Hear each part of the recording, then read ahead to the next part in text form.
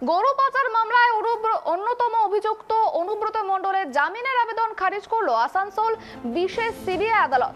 14 দিনের জন্য পুনরায় জেল হেফাজতের নির্দেশ আদালতের। শুক্রবার আসানসোল বিশেষ সিবিআই আদালতে জামিনের জন্য আবেদন জানান তার আইনজীবী সোমনাথ চট্টরাজ।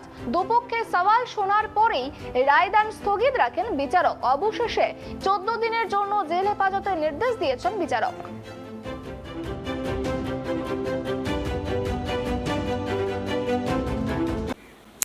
আজকে অনুব্রত মণ্ডলের প্রোডাকশনের ডেট ছিল। আমরা অনুব্রত মণ্ডলের হয়ে আজকে জামিনের আবেদন করেছিলাম, শুনানি হয়েছে, অর্ডার কিছু পাস হয়নি। আমাদের যেটা মূল বক্তব্য ছিল যে আজ প্রায় 323 দিন হয়ে গেল উনি কাস্টাডিতে আছেন এবং হাইকোর্টে ওনার জামিনের আবেদন খারিজ হয়েছে লাস্ট 4 জানুয়ারি। লাস্ট রিজেকশনের পরে প্রায় অলমোস্ট 6 মান্থস আমরা কাস্টাডিতে আছি। তাই এই মামলায় যে অফেন্সে চার্জশিট হয়েছে আমার এগেনস্টে, সেই অফেন্সের ম্যাক্সিমাম পানিশমেন্ট হচ্ছে 10 ইয়ার্স ইমপ্রিজনমেন্ট। তো সেই অবস্থায় শুধু ইনভেস্টিগেশনের নামে একটা লোক প্রায় 1 বছর ধরে কাস্টাডিতে আছে। তো আমরা বলেছিলাম যে আমাদেরকে যে কোনো শর্তে জামিন দেওয়া হোক, এরপর ট্রায়াল যখন আমরা ট্রায়াল ফেস করব।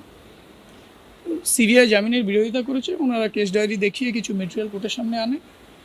দুপক্ষকে শোনার পর জাজ সাহেব অর্ডার এখন রিজার্ভ রেখেছেন।